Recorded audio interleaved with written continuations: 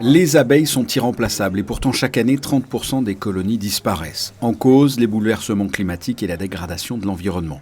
Ces journées sont donc importantes. La direction de l'aménagement urbain a proposé ce vendredi et samedi des animations gratuites pour petits et grands au sein du jardin de l'UNESCO sur les terrasses de Fontvieille. L'occasion pour les apiculteurs de l'UNAF d'informer et de sensibiliser sur le rôle fondamental de l'abeille et sur l'importance de sa protection. Au programme, de nombreux ateliers, des dégustations de miel et l'extraction de ce nectar. Il faut savoir que plusieurs ruches ont été installées en principauté. Au total, nous avons là actuellement une dizaine de ruches. On tourne entre 6 et une dizaine de ruches chaque année. Il y a des saisons qui sont peut-être un peu défavorables, donc on peut tomber à 5 ruches. Mais là, actuellement, on a une très belle saison. Nos ruches, elles sont très fortes. On a une bonne population, donc on est à 10 ruches. En moyenne, on va tourner sur 50 à 60 kg par an. Il est très bon, il est liquide, il a une très belle couleur.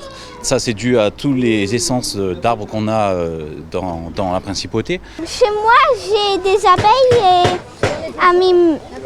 et j'aime les abeilles. Les abeilles, elles cultivent, elles font plein de choses. Elles nous aident, elles font de la nourriture.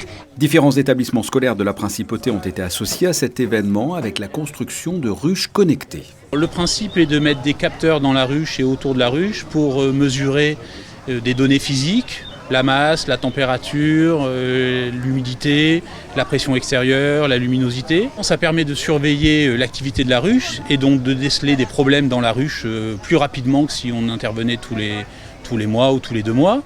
Ce rendez-vous est chaque année gratuit, festif, pédagogique et ludique. En revanche, il répond à une problématique sociétale majeure, la disparition des insectes pollinisateurs.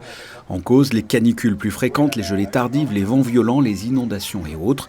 Tout cela a des conséquences directes. À titre d'exemple, uniquement en France, dans les années 90, la production de miel était d'environ 35 000 tonnes par an. En 2022, elle est tombée à seulement 14 000 tonnes.